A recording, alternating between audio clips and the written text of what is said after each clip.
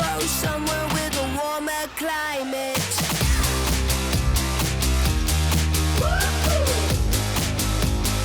Are we having fun yet? Hi team, I'm Dylan Schultz from Real Destinations and welcome back to another adventure on the Great Barrier Reef.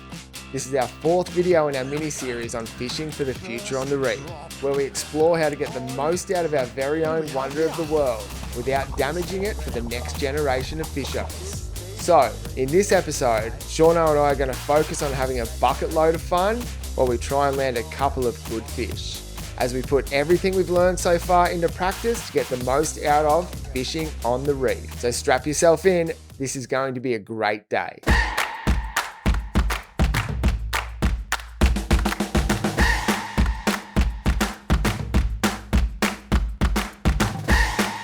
As always, we're up early and casting as the sun is rising, and look at this for a sign from the fishing gods.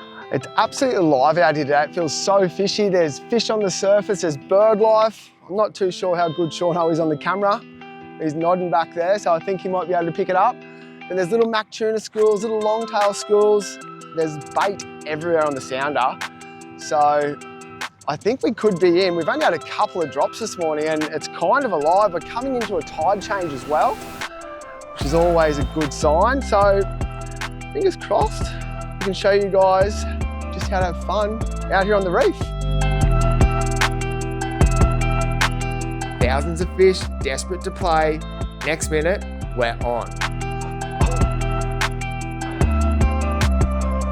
What the hell just happened?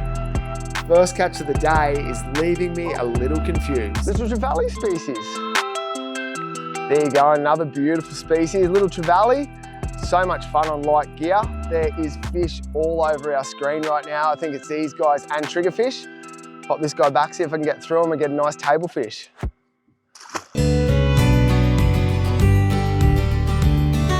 One thing I like to do, piece of bait first up, nothing can resist a pilly.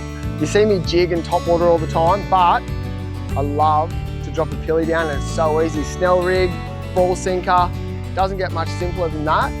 And if there's hungry fish down there, you're gonna know what they are. Then I like to switch to the artificial. So let's put this guy down on this spot. I can see a couple of little marks on there. So fingers crossed we can get some sort of edible fish and then switch to a jig or maybe a slow pitch little octopus and see what we can find.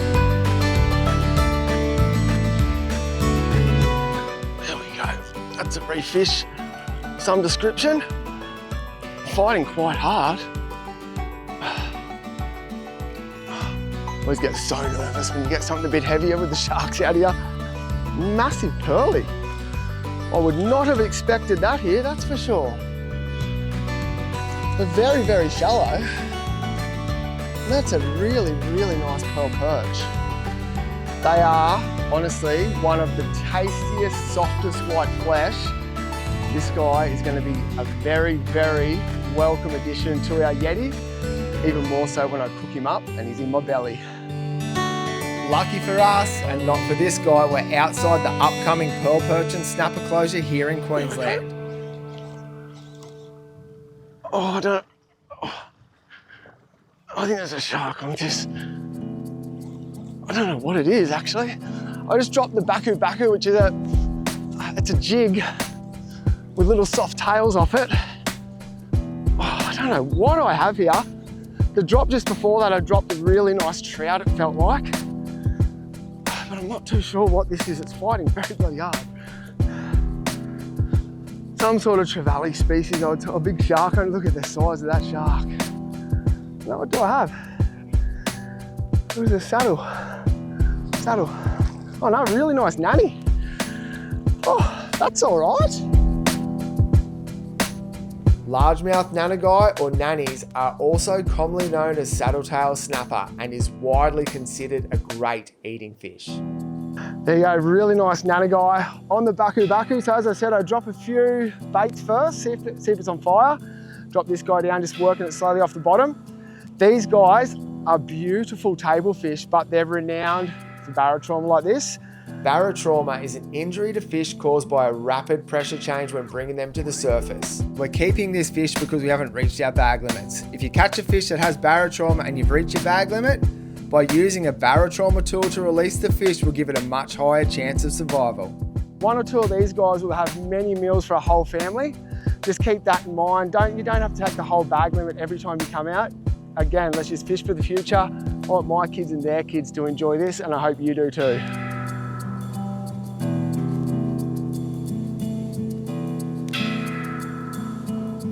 There we go. That's better. Oh, another really nice fish on the next drop. Oh, I'm not too sure. It's heavy, I know that. Oh, it's kind of stopped fighting, which means it could be a trout. Oh, I had a bit of a go then. It's definitely a reef specimen. What do we have? Oh, I think it just got eaten. Did it? No, it's a giant trout.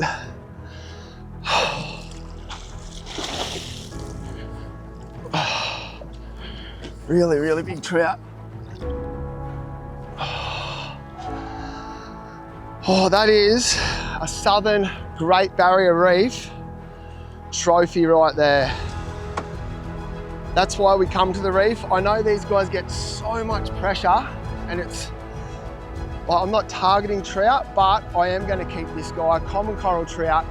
He's got barotrauma. You can look in his belly there, which means he's not going to swim off it very well at all because I fought him so hard. But that right there is an absolute specimen of a common coral trout.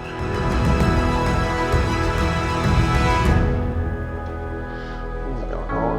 Oh, that's a bit better on the eyeballs. What's that song? Here comes the sun, here it comes. Like that? Sounds good, huh? I should have been a singer. Oh, sorry, I wasn't listening.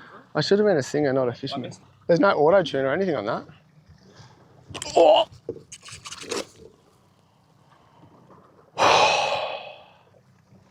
Anyway, can't win them all, can ya?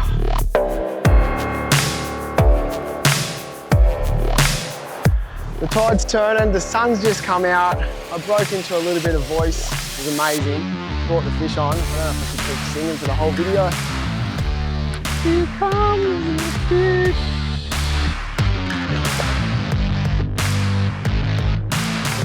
Oh, I think this is a shark. I don't know what it is. It's bouncing like a fish though. See that? It's very heavy, whatever it is.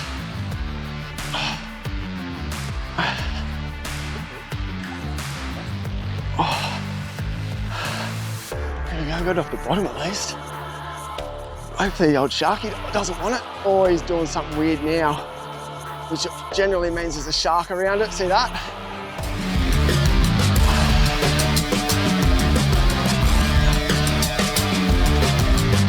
That's a shark. Whatever it was a big fish before it. Oh, that's a little, as soon as I sung. Oh my gosh. Maybe we do like fishing the musical. Oh, yep, there we go. Oh, another good fish in reverse.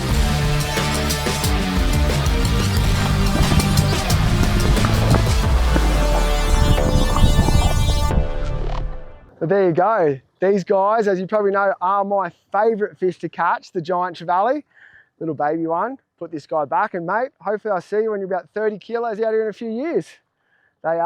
He fought so hard even at that size. I reckon that really big fish I lost earlier was a big one of these. Oh my gosh, come on, buddy. I just got absolutely smoked by a big, what I think is a red emperor.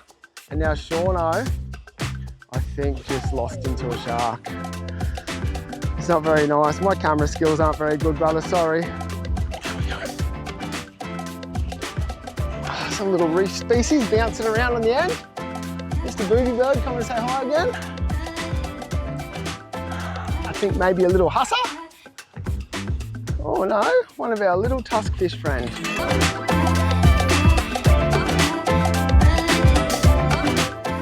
I think we've got enough fish now to feed ourselves and our families, and with the sharks moving in, that's our cue to move. We're now in Musgrave Lagoon. It's always a good move to check your eye on the Reef App. This lagoon is half green zone. Remember, if you're going to explore in the green zones, no fishing and keep all them rods and spear guns stowed. What an epic morning on the reef. As you see, we've just come into Musgrave Lagoon. I haven't been here for a while. I forgot how beautiful it is. We've got a couple of fish this morning. There's only 2 of us on the boat. We only kept what we needed. One of the fish though, that big trout, I've got 1 dish and 1 cook up in mind. I bet most of you have never thought about it. Trout eggs Benedict. Here's one we prepared earlier. Now we've all had eggs Benedict with the traditional smoked salmon or bacon, but what about a freshly caught coral trout? This is my version of eggs Benny, reef style. It's that easy. Take the sides off the fish. With fish this fresh, no need to season in my eyes. A little bit of butter while we cook, a little bit of caramelisation, and that salty touch makes it beautiful. While we do that, I'm going to poach some eggs. So these 2 thicker pieces we'll put straight on the grill now. Get the eggs ready to poach. So we've got time the fish is ready. Put on a little bed of spinach, a couple of poached eggs on top, hollandaise sauce. We're going to be eating like kings.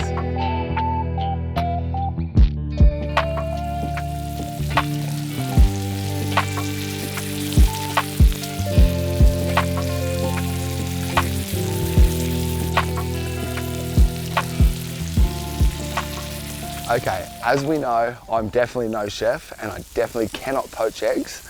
So this is my camping trick to poaching eggs. A couple of cups, a little bit of cling wrap. We put the egg in the cling wrap, tie it up like a little tea bag. No need for vinegar, no need for stirring. It's easy for simple guys like me to get quite a nice egg cooked.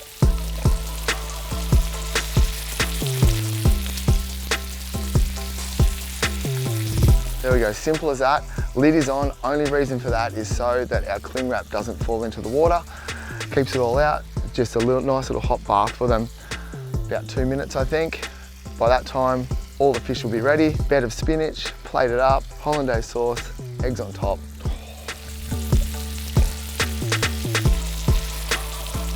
We have perfect off-grid camp style poached eggs for us not chefs.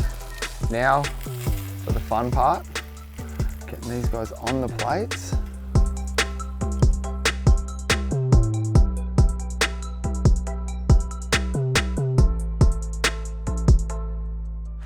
There you go, ocean to plate with a breakfast twist. Well, that's a wrap for our time here on the reef. It's only lunchtime here in Lagoon. We're about to head home. I think we'll even make it back in time for the Friday night footy. And just remember, if everyone does their part, the reef gets a little bit of breathing space, and that means better fishing for us all.